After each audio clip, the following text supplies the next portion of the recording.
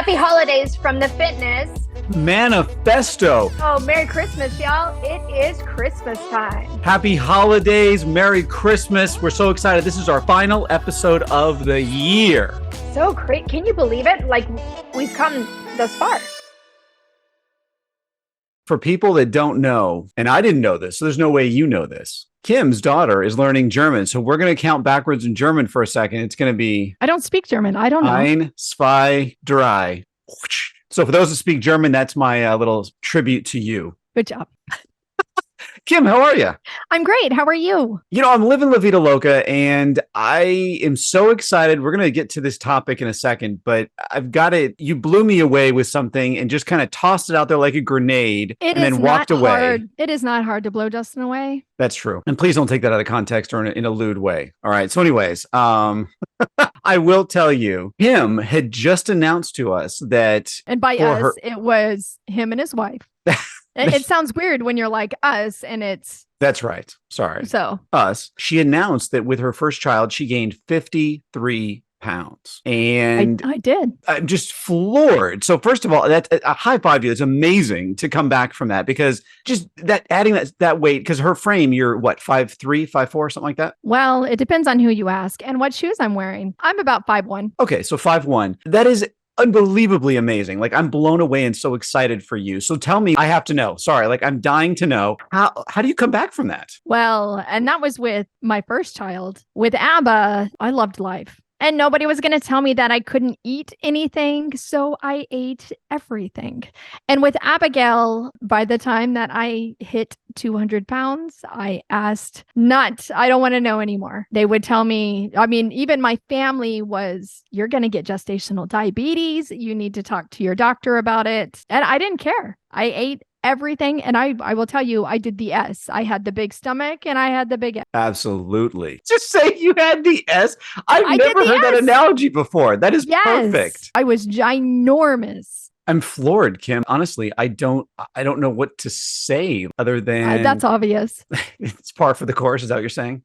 Yes. I'm just so excited for you that you were able to do that, because that is such a, what did you do to get, I mean, because first of all, your body is going through massive hormone influx. I mean, you're not yourself for 9 months. Your body is not really yours. It's basically renting space for someone else. First of all, you can't even tell you went through all that. So how long did it take you to lose the weight? When did you decide to do this? Like, walk me through all this. Well, I'll just go back to Abba, the 9-year-old. We were walking in La Centera and I saw my reflection and I went, ooh, that's terrible. You know, I was in a size, I think 14 shorts.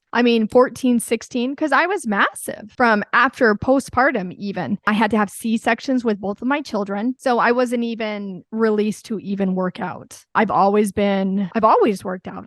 I've loved it. I grew up like that. So whenever I saw my reflection, I went, something's got to change. Something's got to give. So I got the approval from my doctor that I could start working out. And I loved Beachbody. They did all the Beachbody videos, 21 Day Fit.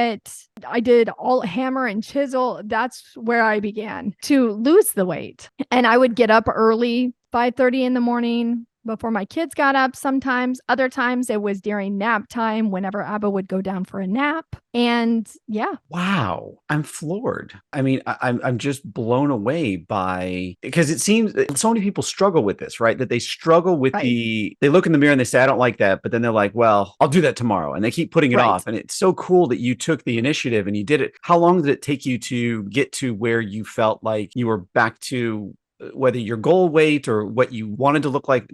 When was that? How long? I don't even know, to tell you the truth, you know, because when you're doing the programs, they want you to measure your waist and they also want you to get on the scale. And they want you to measure like around your arms and all sorts of measurements. And I don't like the scale for one. And I have voiced that at some point the scale is going to stop moving and you will see it and you'll be like, wait a minute, I haven't lost anything. You're losing inches. How are your clothes feeling? Do they fit better? Are they more comfortable to you? Your scale may not be moving. So people get caught up. They get so wrapped up in the scale. I've got to get on this scale. I've got to see, oh, this must just be water weight. No, get off the scale. That was one thing I tried staying away from because it can turn so negative so quick and discourage you that you don't want to do it because you're not seeing that movement. So I would always gauge it by, how are my clothes fitting? How long did it take me to drop all that weight? I don't have any idea. Honestly, I can't even give you a timeline on it. I've always loved working out. So even if it was 30 minutes, everybody's got 30 minutes in a day.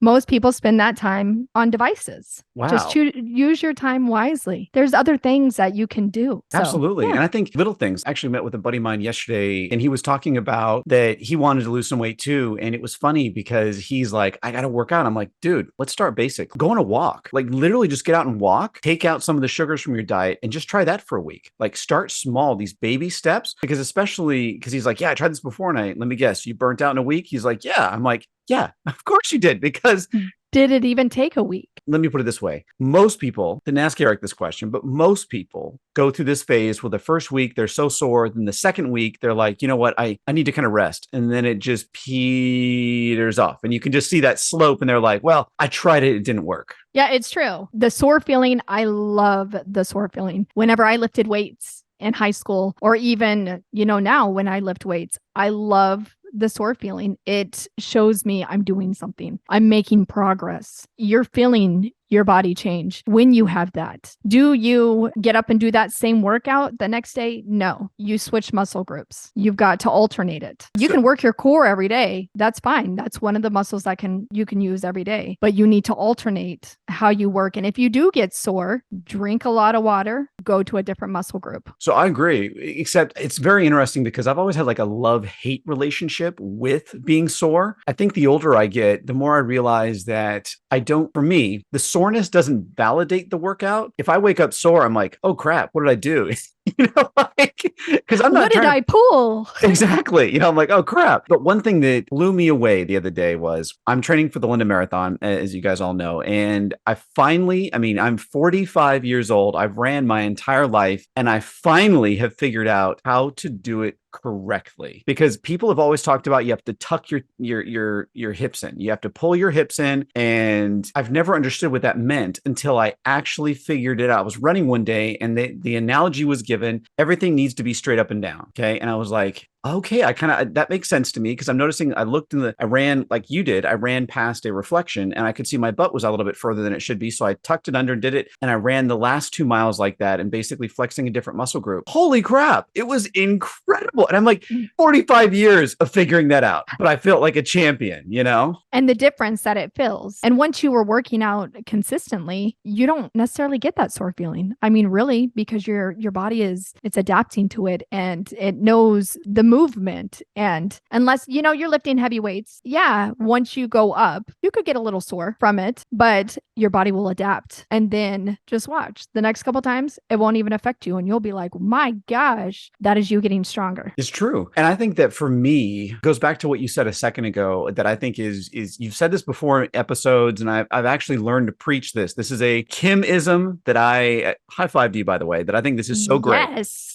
That you don't pay attention to the scale, because I've always believed that too, but I love the way you said it. And you said it even in this podcast today, the idea that it is, how do you look and feel? Because that's what it should be, right? Let's say you're 200 pounds, but if you lose 10 pounds, but put on 10 pounds of muscle and you're still 200 pounds, you are going to look different. Your clothes are going to fit differently. Does the scale matter at that stage of the game? And it's very interesting to me because I don't think it does. I totally agree with you. I think that so. I really think there's other factors that we need to take into play. And honestly, I think at some point the scale will kind of go to the background. Like, you need to be weighed like occasionally because you have to see, like, is there anything wrong, right? Do you have a mass? Do you have anything the weight matters? But like in a health perspective, I think in a few years, we'll have evolved to the point where you look at it and you go, why did we do that?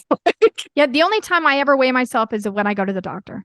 Other than that, honestly, there's no need for it. People get too stuck up on it, and then you get discouraged because you're not seeing those numbers fluctuate. And then don't do it to yourself. I mean, really, don't. No. Go by how you're feeling. Absolutely. And I want to change gears here for a second, because I want to give you guys all an update on something that we spoke about on an episode with my mom during Thanksgiving that I think is pretty awesome. So my mom came out and she wasn't sick. She felt great. And she had a slight cough, just a little cough that she'd had off and on we talked about in the podcast, let's say a week or so. And she thinks that she got it from her grandson. Right. So on Thanksgiving, Like your children? No. My brother's children. Okay. And it was so funny because we're FaceTiming with my brother at Thanksgiving and they are all sick as dogs. I mean, they're all coughing. It was looking at like, I don't know. I just like, I felt like I could get it through the Zoom. Like it was so gross.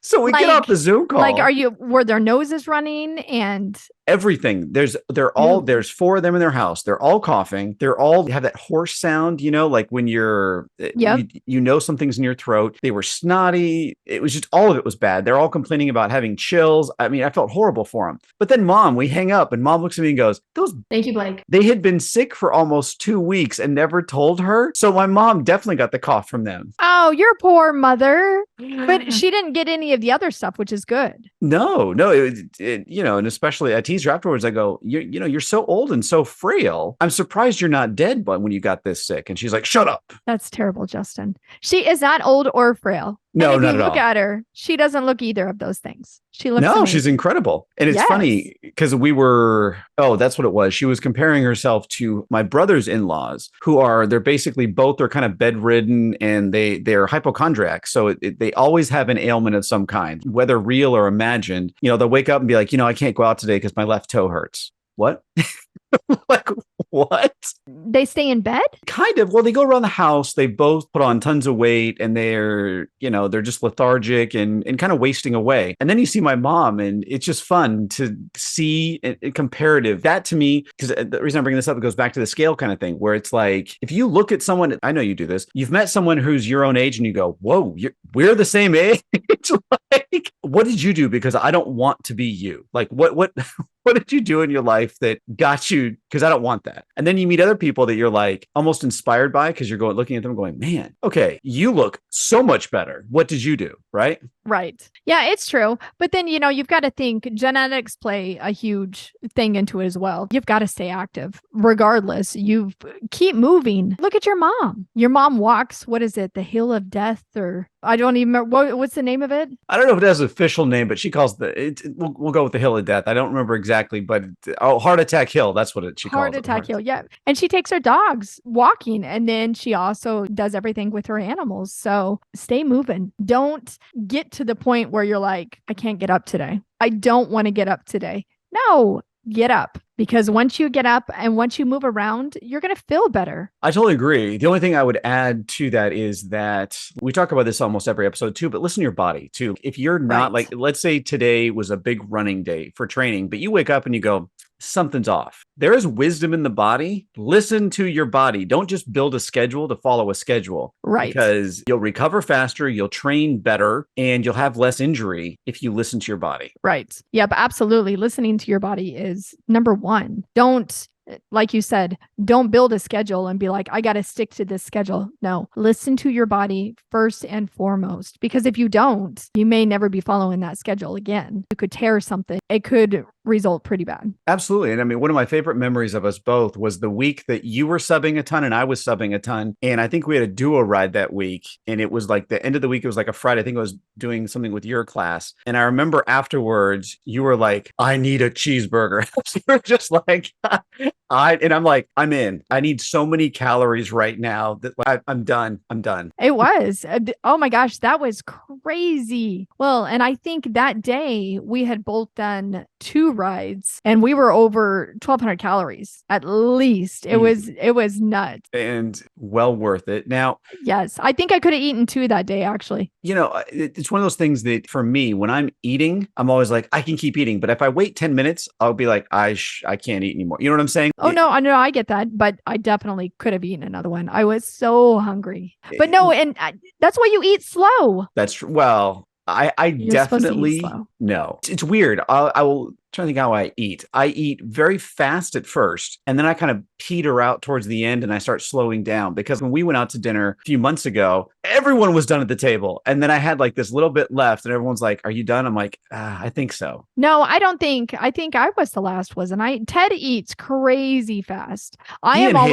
He does. I am always the last person at our table eating. Again, always. We're simpatico in that. I just eat slow because I don't I always say, taste your food. Taste it. So my weakness, though, I will tell you, and I don't, maybe once a year, especially this time of year, I love a peppermint milkshake. That's one of my like guilty pleasures.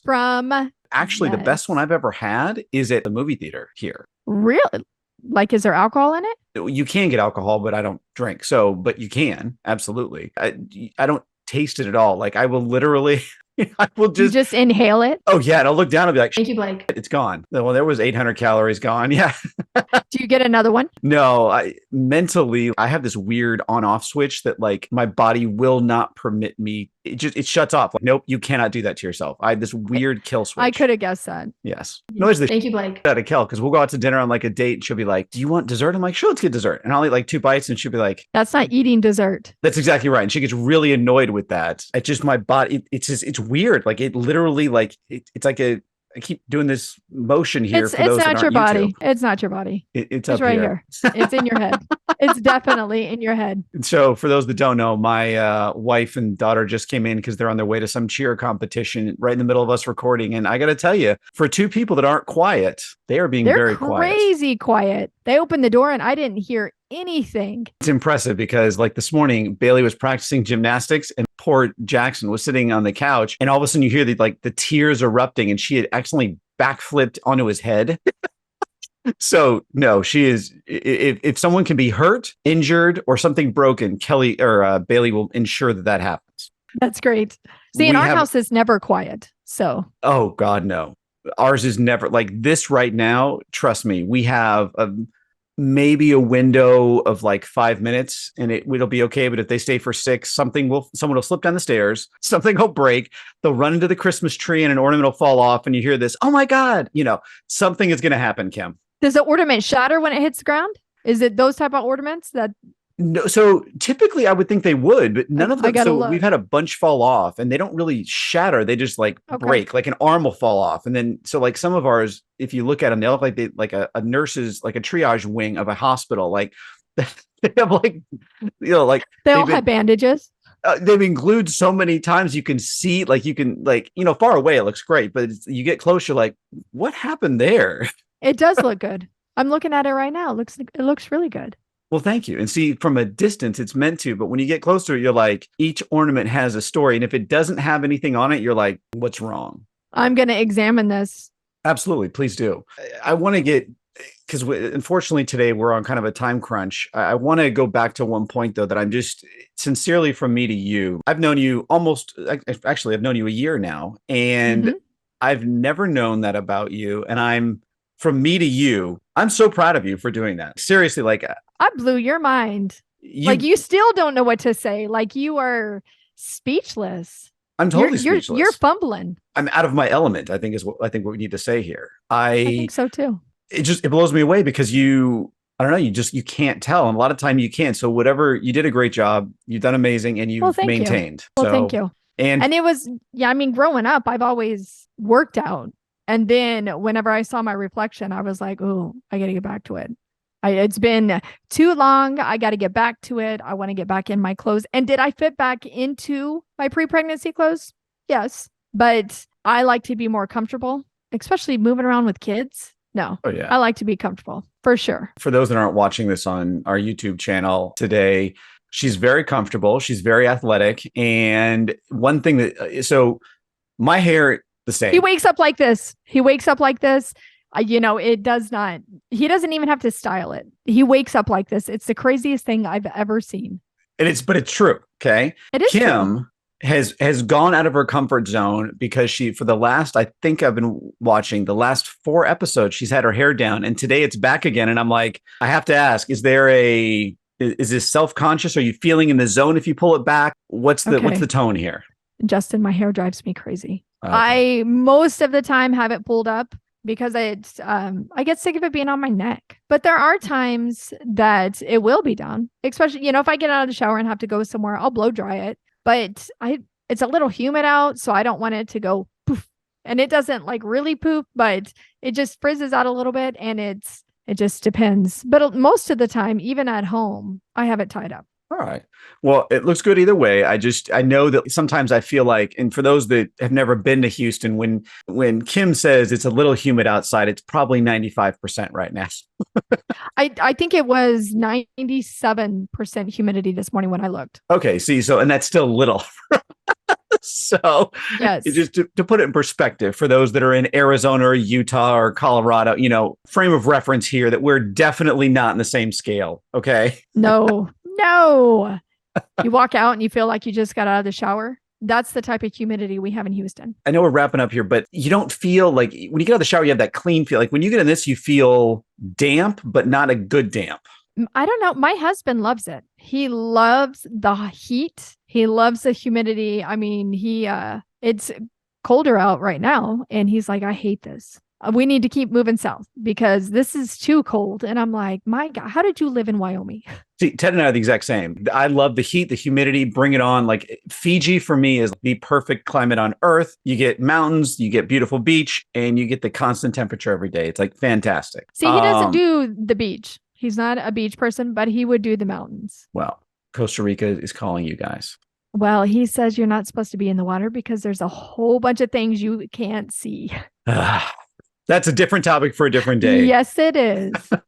Kim, I want to say, again, from me to you, I'm very proud of you. And for anyone else that's going through this journey particularly, let us know because we want to help support you as well, because I think it's so cool when people are making that transition, right? It's easy to see people that are in shape and go, look, that was easy. But there's a story behind every single person, myself included. There is indeed. Yeah, you got to share your story too. I will. That'll be next time. And don't get discouraged. Do not give up on yourself when you were on that journey. It's not overnight. It takes time. I mean, and it can take months, if not years sometimes, just depending on your story and your journey. Do not get discouraged. Put the scale away. Go by what your clothes feel. Absolutely. And how you look. And if you wake up one day and you feel better, that's all the progress you need. Like that is proof right there. Like Justin said, reach out to us. We'd love to hear your story, but find your person to work out with. That person who you can talk to. Your support system is massive. It is so massive and it helps a lot. Absolutely. Guess what?